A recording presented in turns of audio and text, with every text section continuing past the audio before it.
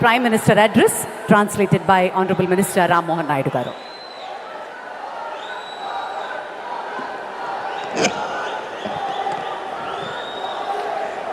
भारत माता की, भारत माता की, भारत माता की। आंध्र प्रदेश के गवर्नर अब्दुल नजीर जी, गोवा के गवर्नर और इस धरती के संतान अशोक गजपति राजू जी, सीएम मेरे मित्र चंद्रबाबू नायडू जी, डिप्टी सीएम भाई पवन कल्याण जी, मंत्रिमंडल में मेरे साथी, युवा ऊर्जा से भरे हुए भाई राम मोहन नायडू जी, चंद्रशेखर पेम्मसानी जी, भूपति राजू श्रीनिवास वर्मा जी, राज्य सरकार के मंत्री भाई नारा लोकेश जी, उपस्थित अन्य जनप्रतिनिधिगण, देवी और सज्जनों, अंदरिकी नमस्कारम। आंध्र प्रदेश गवर्नर అబ్దుల్ నజీర్ గారికి, గోవా గవర్నర్ అశోక్ గజపతి రాజు గారికి, మన ముఖ్యమంత్రి వర్యులు చంద్రబాబు నాయుడు గారికి, ఉప ముఖ్యమంత్రి సోదరులు పవన్ కళ్యాణ్ గారికి, మంత్రివర్గంలో నా సహచరులు రామ్మోహన్ నాయుడు గారికి, చంద్రశేఖర్ పెమ్మసాని గారికి, భూపతి రాజు శ్రీనివాస్ వర్మ గారికి, రాష్ట్ర ప్రభుత్వంలో మంత్రివర్యులు నారా లోకేష్ గారికి, ఇక్కడికి విచ్చేసిన ఇతర ప్రజాప్రతినిధులకు, నా సోదర సోదరీమణులకు అందరికీ కూడా నమస్కారం। साथियों, आज का दिन आंध्र प्रदेश के विकास के लिए, स्वर्ण आंध्र के विजन के लिए ये बहुत अहम है।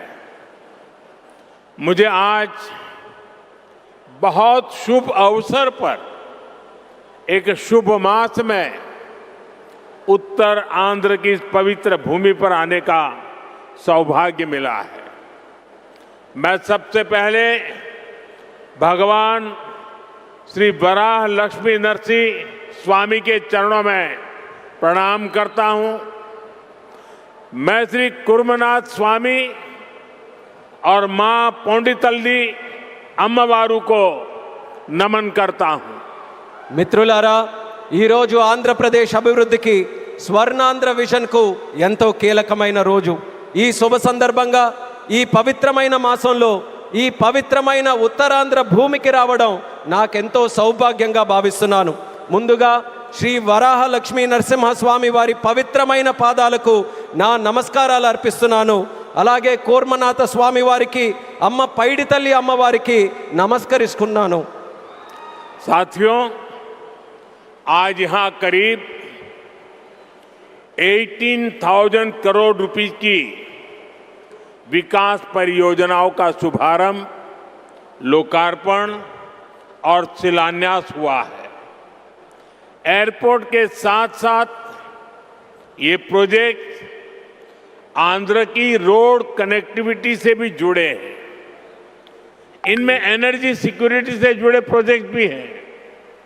ये विकास कार्य इस बात के प्रतीक है कि इस समय आंध्र की स्पीड से आगे बढ़ रहा है। मैं आप सभी को इन प्रोजेक्ट्स की बहुत बहुत शुभकामनाएं देता हूं। మిత్రులారా, ఈరోజు దాదాపు 18,000 కోట్ల రూపాయలు విలువైన అభివృద్ధి ప్రాజెక్టులు ప్రారంభోత్సవం మరియు శంకుస్థాపన చేసుకుంటున్నాం। ఎయిర్పోర్ట్తో పాటు ఈ ప్రాజెక్టులు ఆంధ్రప్రదేశ్లో రోడ్ కనెక్టివిటీని కూడా మరింత బలోపేతం చేస్తాయి। వీటిలో ఎనర్జీ సెక్యూరిటీకి సంబంధించిన ప్రాజెక్టులు కూడా ఉన్నాయి। ఈ ప్రాజెక్టులు ఆంధ్రప్రదేశ్కు ఎంత వేగంగా ముందుకు తీసుకొని వెళ్తున్నాయనడానికి ఒక నిదర్శనం। ఈ ప్రాజెక్టుల కోసం మీ అందరికీ నా హృదయపూర్వకమైనటువంటి శుభాకాంక్షలు। साथियों, आज का ये आयोजन नया इतिहास, नए रिकॉर्ड इसे रचने का भी है।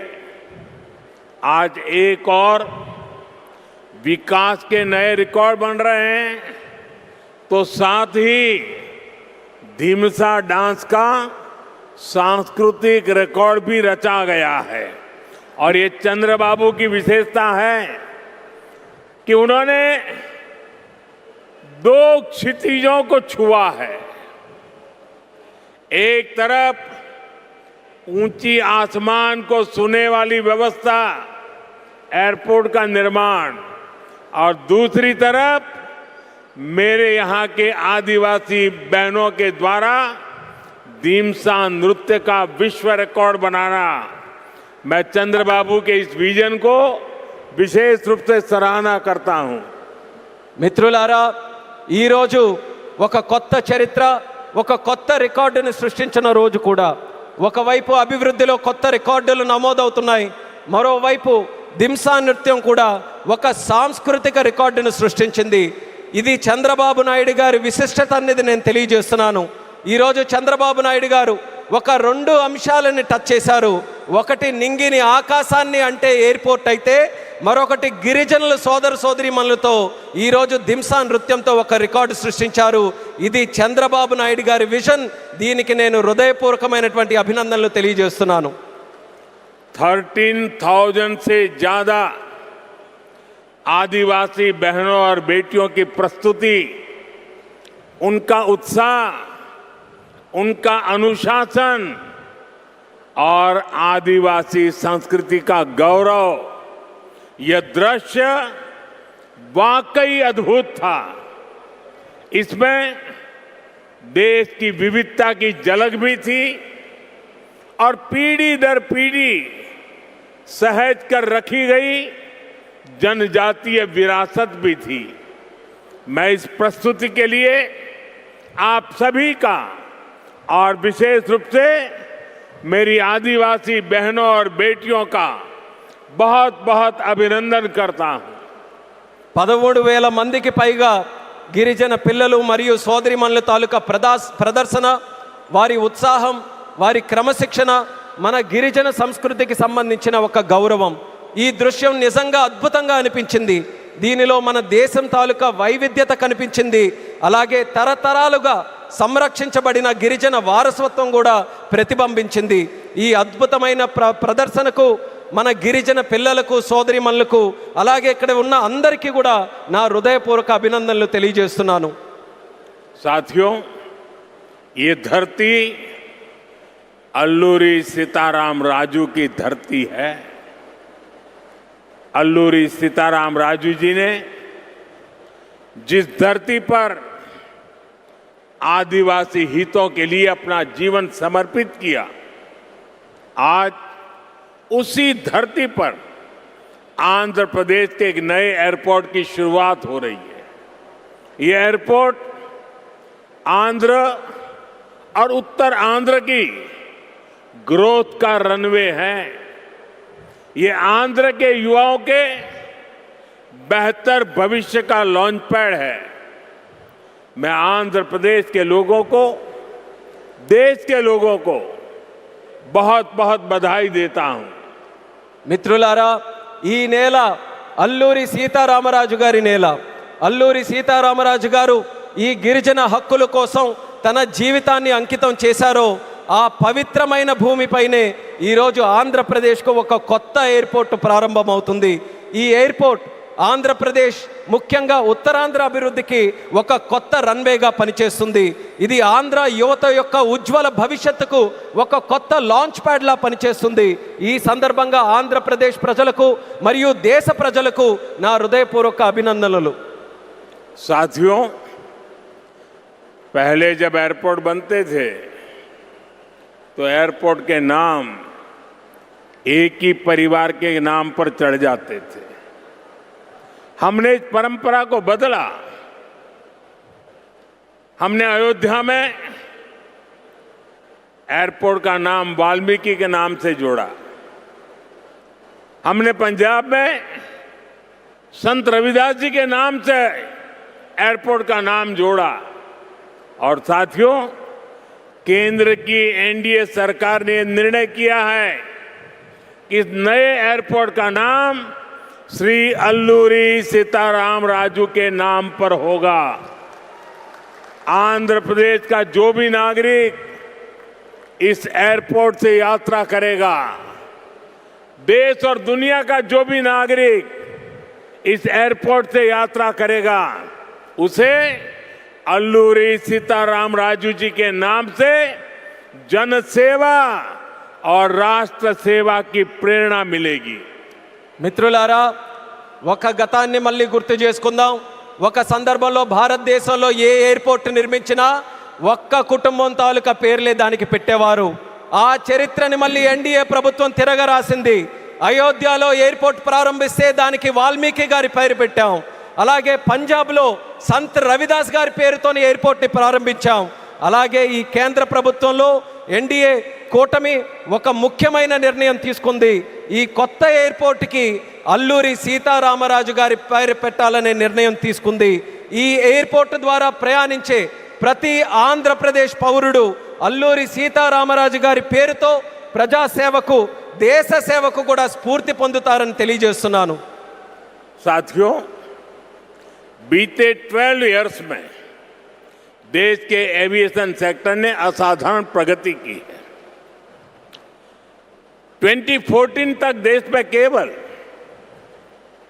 74 एयरपोर्ट ऑपरेशनल थे। आज ये संख्या 166 है। एक समय था जब हवाई उड़ानें सिर्फ बड़े शहरों तक सीमित थी। एनडीए सरकार में आज छोटे शहर के साधारण लोग भी फ्लाइट से आ जा रहे हैं। మిత్రులారా, గత 12 సంవత్సరాల్లో దేశంలో విమానయాన రంగం ఒక అసాధారణమైన పురోగతిని సాధించింది. 2014 వరకు దేశంలో కేవలం 74 ఎయిర్పోర్ట్లు ఆపరేషనల్గా ఉంటే ఈరోజు ఆ సంఖ్య పెరిగి 166 ఎయిర్పోర్ట్లకి చేరుకుంది. ఒకప్పుడు విమానాశ్రయాలు, విమాన ప్రయాణాలు పెద్ద నగరాలకే పరిమితమయ్యేవి.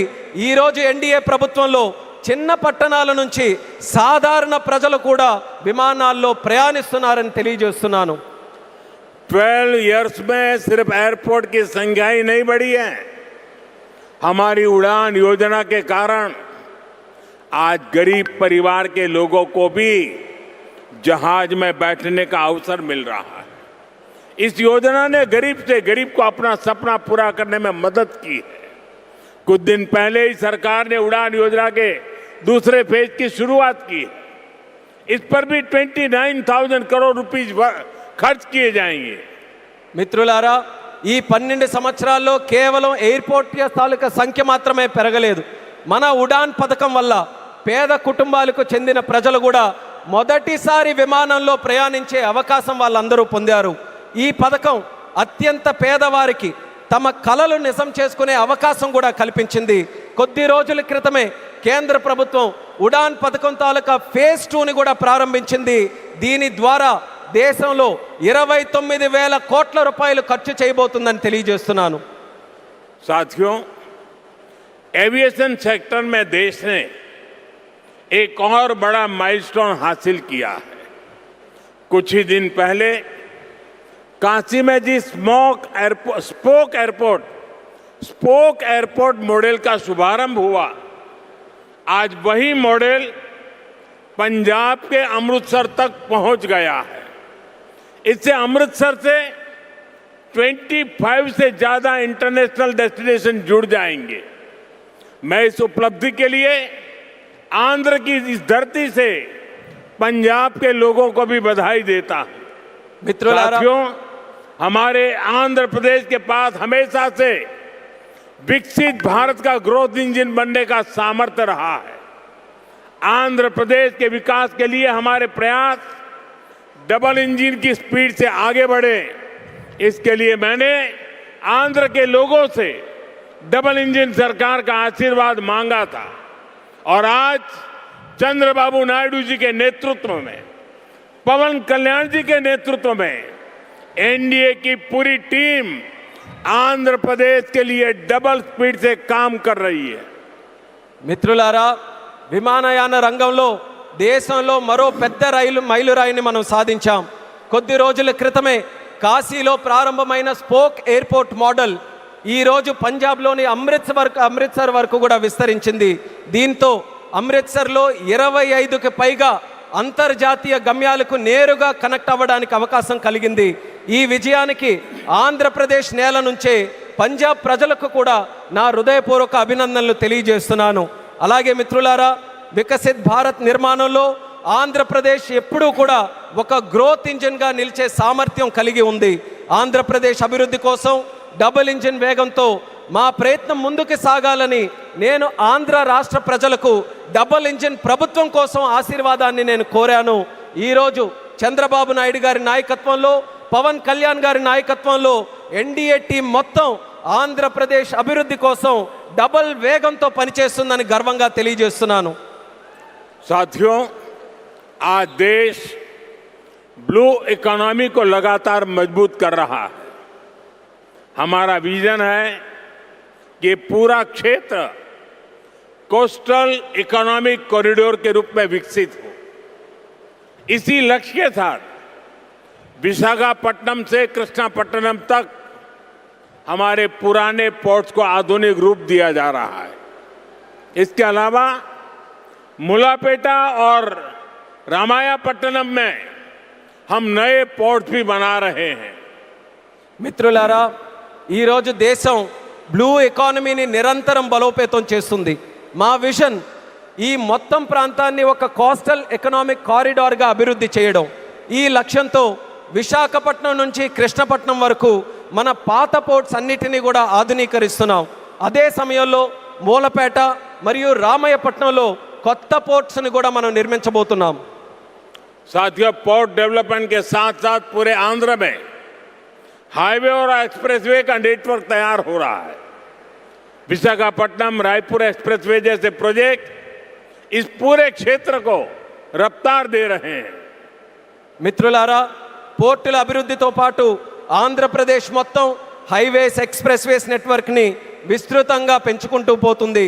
విశాఖపట్నం రాయ్పూర్ ఎక్స్ప్రెస్వే వంటి ప్రాజెక్టులు ఈ ప్రాంతానికి సరికొత్త వేగాన్ని అందిస్తున్నాయి. साथियों, ये पूरा रीजन देश के बड़े औद्योगिक केंद्रों से आसानी से जुड़े, इसके लिए आज आंध्र प्रदेश में करीब 1 लाख करोड़ रुपीस की रेलवे परियोजनाओं पर काम चल रहा है. राज्य के पूरे रेल नेटवर्क का इलेक्ट्रिफिकेशन हो चुका है. यहाँ 70 से ज्यादा रेलवे स्टेशनों को भी आधुनिक बनाया जा रहा है. మిత్రులారా, ఈ ప్రాంతం మొత్తం దేశంలోని ప్రధాన పారిశ్రామిక కేంద్రాలతో మరింత సులభంగా అనుసంధానం అవ్వడానికి ఈరోజు ఆంధ్రప్రదేశ్లో దాదాపు 1,00,000 కోట్ల రూపాయలు విలువైన రైల్వే ప్రాజెక్ట్స్ తాలూకా పనులు కూడా జరుగుతున్నాయి. రాష్ట్రంలో రైల్వే నెట్వర్క్ అంతా ఇప్పటికీ పూర్తిగా ఎలక్ట్రిఫికేషన్ అయ్యింది.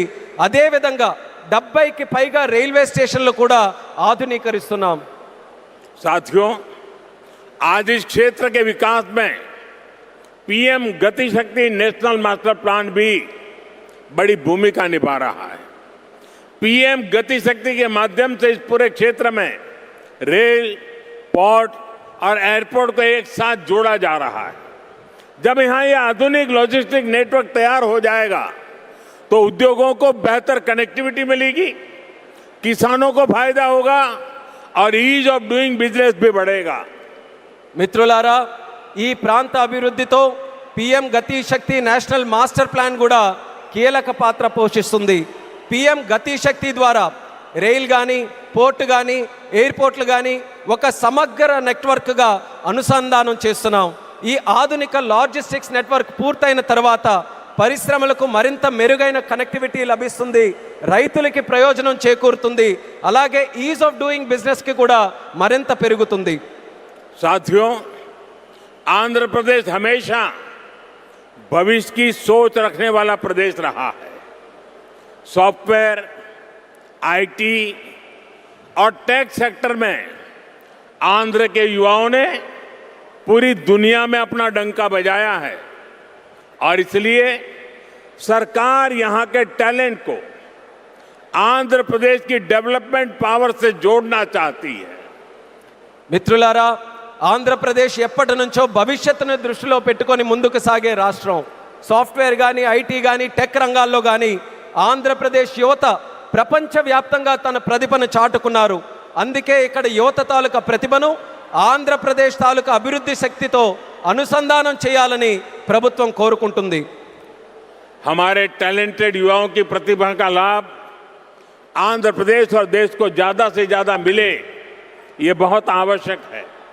इसके लिए हमारा फोकस अब सेमीकंडक्टर जैसी फ्यूचरिस्टिक टेक इंडस्ट्री पर है। विशाखापट्टनम में नए सेमीकंडक्टर प्लांट का शिलान्यास इसी दिशा में एक बहुत बड़ा कदम है। మన ప్రతిభావంతులైన యువత సామర్థ్యం ఆంధ్రప్రదేశ్కే కాకుండా దేశానికి మరింత ఉపయోగపడాలి. అందుకే ఇప్పుడు మా దృష్టి సెమీకండక్టర్ వంటి ఫ్యూచరిస్టిక్ టెక్ ఇండస్ట్రీస్ పై ఉంది. విశాఖపట్నంలో కొత్త సెమీకండక్టర్ ప్లాంట్ తాలూకా శంకుస్థాపన ఆ దిశగా ఒక గొప్ప అడుగుగా నేను భావిస్తున్నాను. चंद्रबाबू के नेतृत्व में हमारा आंध्र अब सॉफ्टवेयर के साथ साथ मैन्युफैक्चरिंग का भी हब बनेगा। इससे आंध्र में फ्यूचरिस्टिक जॉब तैयार होगी, टेक इंडस्ट्रीज के लिए नया वातावरण तैयार होगा। చంద్రబాబు నాయుడు గారి నేతృత్వంలో ఇకపై మన ఆంధ్రప్రదేశ్ సాఫ్ట్వేర్ హబ్ మాత్రమే కాదు, మ్యానుఫ్యాక్చరింగ్ హబ్గా కూడా ఎదగబోతుంది. దీంతో ఆంధ్రప్రదేశ్లో ఫ్యూచరిస్టిక్ జాబ్స్ సృష్టించబడతాయి. టెక్ ఇండస్ట్రీస్కు అనుకూలమైన ఒక కొత్త ఈకో సిస్టమ్ కూడా ఇక్కడ ఏర్పడుతుంది. साथियों, वर्ल्ड इकोनॉमी में कहीं पे किसी भी ग्रोथ सेंटर का निर्माण सिर्फ एक फैक्ट्री से नहीं हो सकता। उसके लिए एक पूरे इकोसिस्टम की जरूरत होती है। आज आंध्र प्रदेश में हम ग्रोथ का वही इकोसिस्टम तैयार कर रहे हैं। चंद्रबाबू नायडू जी व्यक्तिगत स्तर पर दिन रात मेहनत करते हैं। इसी का परिणाम है आज दुनिया की कई बड़ी बड़ी कंपनियां यहां निवेश करने के लिए आना चाहती हैं। మిత్రులారా, ప్రపంచ ఆర్థిక వ్యవస్థలో ఏ గ్రోత్ సెంటర్ అయినా ఒక్క ఫ్యాక్టరీతో నిర్మించబడదు. దానికోసం ఒక పూర్తి ఈకో సిస్టమ్ని మనం ఏర్పాటు చేయాలి. ఈరోజు ఆంధ్రప్రదేశ్లో మనం అలాంటి గ్రోత్ ఈకో సిస్టమ్నే నిర్మించబోతున్నాం. మన ముఖ్యమంత్రి చంద్రబాబు నాయుడు గారు వ్యక్తిగతంగా రాత్రి పగలు రాష్ట్రం కోసం కష్టపడుతున్నారు. దాని ఫలితంగానే ఈరోజు ప్రపంచంలో ఉన్నటువంటి ప్రముఖ కంపెనీలు ఇక్కడ పెట్టుబడులు పెట్టడానికి ఎంతో ఆసక్తి చూపిస్తున్నాయి. साथियों, यहां सेमीकंडक्टर के साथ साथ एआई इंफ्रा और डेटा सेंटर पर भी काम हो रहा है। गूगल ने भी यहां $15 बिलियन के एआई और क्लाउड इंफ्रास्ट्रक्चर कैंपस की घोषणा की है। और भी कई ग्लोबल कंपनी यहां नई संभावनाएं देख रही हैं। इसका बहुत बड़ा फायदा आंध्र प्रदेश के साथ साथ देश के यूथ को हो रहा है। మిత్రులారా, ఇక్కడ సెమీకండక్టర్తో పాటు ఏఐ ఇన్ఫ్రాస్ట్రక్చర్, డేటా సెంటర్స్ రంగాల్లో కూడా వేగంగా పనులు జరుగుతున్నాయి. గూగుల్ కూడా ఇక్కడ $15 బిలియన్ విలువైన ఏఐ మరియు క్లౌడ్ ఇన్ఫ్రాస్ట్రక్చర్ క్యాంపస్ని ఏర్పాటు చేయబోతుంది. ఇంకా అనేక అంతర్జాతీయ కంపెనీలు కూడా ఇక్కడ కొత్త పెట్టుబడులకు అవకాశాలు చూస్తున్నాయి. దీనివల్ల ఆంధ్రప్రదేశ్ యువత కాకుండా దేశ యువతకు కూడా ఒక్క గొప్ప ప్రయోజనం కలగబోతుంది. साथियों, आंध्र की इंडस्ट्रियल ग्रोथ स्टोरी केवल डिजिटल टेक तक से ही सीमित नहीं है। नकापल्ली में केंद्र सरकार बड़े फार्मा पार्क के लिए भी सहयोग दे रही है। इससे आंध्र प्रदेश देश के एक बड़े फार्मा हब के रूप में भी विकसित होगा। మిత్రులారా, ఆంధ్రప్రదేశ్ ఇండస్ట్రియల్ గ్రోత్ స్టోరీయే కాకుండా డిజిటల్ టెక్ వరకే పరిమితం కాకుండా నక్కపల్లిలో కేంద్ర ప్రభుత్వం యొక్క భారీ ఫార్మా పార్క్ ఏర్పాటుకి కూడా సహకరిస్తుంది. దీంతో ఆంధ్రప్రదేశ్ దేశంలోనే ఒక ప్రముఖ ఫార్మా హబ్గా ఎదగబోతుందని తెలియజేస్తున్నాను. ग्रीन एनर्जी की फील्ड में भी अकेले रायलसीमा क्षेत्र में 5 लाख करोड़ रुपए से ज्यादा का इन्वेस्टमेंट हुआ है। मैं आज आंध्र प्रदेश के आप सभी लोगों को फिर विश्वास दिलाता हूं, हमारी सरकार ऐसी हर संभावनाओं को साकार करने के लिए दिन रात ये डबल इंजन सरकार काम करती रहेगी। గ్రీన్ ఎనర్జీ రంగంలో కూడా ఒక్క రాయలసీమ ప్రాంతంలోనే 5 లక్షల కోట్ల రూపాయలకి పైగా పెట్టుబడులు వచ్చాయి. ఈరోజు ఆంధ్రప్రదేశ్ ప్రజలందరికీ నేను మరోసారి హామీ ఇస్తున్నాను, ఇలాంటి ప్రతి అవకాశాన్ని నిజం చేయడానికి, ఆ కలని సాకారం చేయడానికి మా ప్రభుత్వం, ఈ డబుల్ ఇంజిన్ ప్రభుత్వం రాత్రి ప్రగలు కృషి చేస్తూనే ఉంటుందని తెలియజేస్తున్నాను. साथियों, आज आंध्र प्रदेश में हर सेक्टर में किस स्पीड से काम हो रहा है, इसका अंदाजा आप इस बात से लगा सकते हैं कि पिछले 3 यात्राओं में ही मैंने 2 लाख करोड़ रुपए के प्रोजेक्ट का शुभारंभ यहां किया है। మిత్రులారా, ఈరోజు ఆంధ్రప్రదేశ్లో ప్రతి రంగంలో ఎంత వేగంగా అభివృద్ధి జరుగుతుందో మనం ఒక్కసారి అంచనా వేయాలనంటే ఈ ఒక్క విషయం గమనించండి. నా గత 3 పర్యటనల్లో 2 లక్షల కోట్ల విలువైన ప్రాజెక్టులు, కోట్ల రూపాయల విలువైన ప్రాజెక్టులు నేను ఇక్కడే ప్రారంభించానని తెలియజేస్తున్నాను. मुझे खुशी है कि आंध्र की इस विकास यात्रा में उत्तर आंध्र भी सशक्त हो रहा है। हम विशाखापट्टनम इकोनॉमिक रीजन VER को देश के बड़े औद्योगिक केंद्र के रूप में विकसित कर रहे हैं। हमारा लक्ष्य है VER एशिया का प्रमुख इकोनॉमिक हब बने। ये एयरपोर्ट से लेकर सेमीकंडक्टर यूनिट तक इसी मिशन का हिस्सा है। ఈ అభివృద్ధి ప్రయాణంలో ఉత్తరాంధ్ర కూడా మరింత బలోపేతం అవుతున్నందుకు నాకెంతో ఆనందంగా ఉంది. మనం విశాఖపట్నం ఎకనామిక్ రీజన్ను దేశంలో ప్రధాన పారిశ్రామిక కేంద్రంగా అభివృద్ధి మనం చేస్తున్నాం. మన లక్ష్యం VERను ఆసియా ఖండంలోనే ఒక ప్రముఖ ఎకనామిక్ హబ్గా తీర్చిదిద్దడం. దీనికి ఎయిర్పోర్ట్ నుంచి సెమీ కండక్టర్ యూనిట్ వరకు జరుగుతున్న ప్రతి కార్యక్రమం ఆ లక్ష్యంలో భాగమే అనేది కూడా నేను తెలియజేస్తున్నాను. साथियों, हमारी सरकार का मंत्र है इन्वेस्टमेंट से एम्प्लॉयमेंट। इसलिए सरकार ने अपनी तरफ से भी इन्वेस्टमेंट बढ़ाया है और हम प्राइवेट सेक्टर को भी इन्वेस्टमेंट के लिए प्रेरित कर रहे हैं। आप भी जानते हैं, जब इन्वेस्टमेंट बढ़ता है तो मैन्युफैक्चरिंग बढ़ती है, मैन्युफैक्चरिंग बढ़ती है तो एक्सपोर्ट बढ़ता है, एक्सपोर्ट बढ़ता है तो रोजगार के नए अवसर बनते हैं और रोजगार बढ़ता है तो लोगों की आमदनी बढ़ती है, परिवारों की जिंदगी बेहतर होती है और आंध्र प्रदेश में हम यही होते देख रहे हैं। మిత్రులారా, మా ప్రభుత్వం తాలూకా మంత్రం పెట్టుబడి నుంచి ఉపాధి వరకు. అందుకే ప్రభుత్వం తన వంతుగా కూడా పెట్టుబడులు పెంచుకుంటూ పోతుంది. అదే సమయంలో ప్రైవేట్ సెక్టర్ తాలూకా పెట్టుబడులు కూడా వాళ్ళు ఇంకా ఎక్కువగా పెట్టేలా ప్రోత్సహిస్తుంది. మీ అందరికీ తెలుసు, పెట్టుబడులు పెరిగితే తయారీ రంగం పెరుగుతుంది, తయారీ రంగం పెరిగితే ఎగుమతులు పెరుగుతాయి, ఎగుమతులు పెరిగితే కొత్త ఉద్యోగ అవకాశాలు పెరుగుతాయి, ఈ కొత్త ఉద్యోగ అవకాశాలు పెరిగితే ప్రజల తాలూకా ఆదాయం పెరుగుతుంది. ఆ పెరిగినప్పుడు కుటుంబం తాలూకా జీవితాలు మరింత మెరుగుపడతాయి. ఈరోజు మన ఆంధ్రప్రదేశ్లో ఈ మార్పుని మనం కల్లారా చూస్తున్నాం.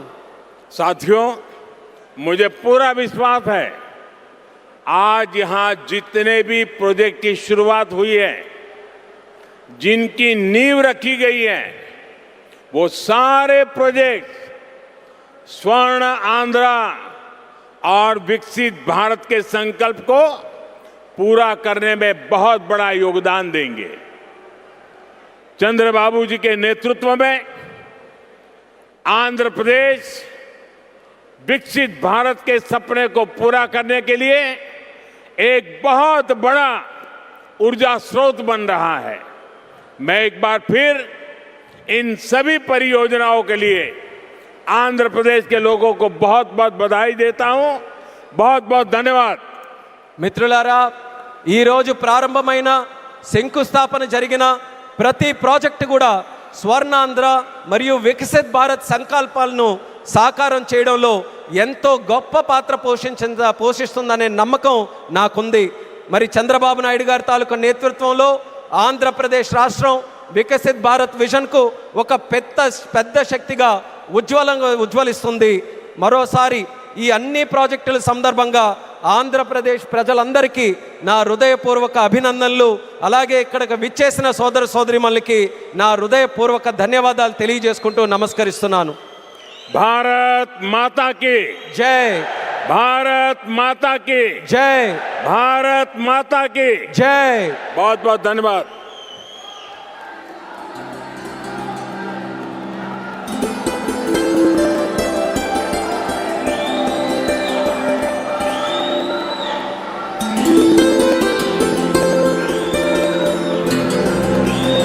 Thank you sir, thank you very much. మరోసారి ప్రధాని గారికి మనందరి పక్షాన కృతజ్ఞతలు తెలియజేసుకుంటూ thank you so much for gracing the occasion sir. Thank you very much. అలాగే వేదికని అలంకరించిన డిగ్నిటరీస్ అందరికీ పేరు పేరున కృతజ్ఞతలు తెలియజేసుకుంటున్నాము.